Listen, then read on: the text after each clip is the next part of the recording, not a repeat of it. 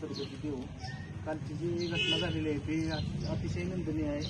लोहार समाजाला गावगाड्यात, लोहार समाजाच्या गावगाड्यात जो कोणी कुठलाही समाजाचा असे नका, जो कोणी अन्याय करेल त्यांच्या विरोधात विश्वकर्मा संघटना इथून पुढे आक्रमकपणे भूमिका मांडेल.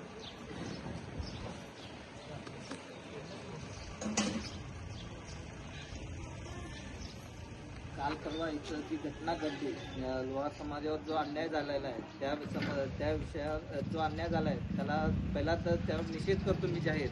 आणि इथून पुढं जर असा जर कुठली घटना प्रत्येक गावात जरी झाली, कुठे जरी झाली, तिथं आम्ही सकल लोहार समाज एकत्र येऊन आम्ही त्याच्यावर जाहीर निषेध करतो.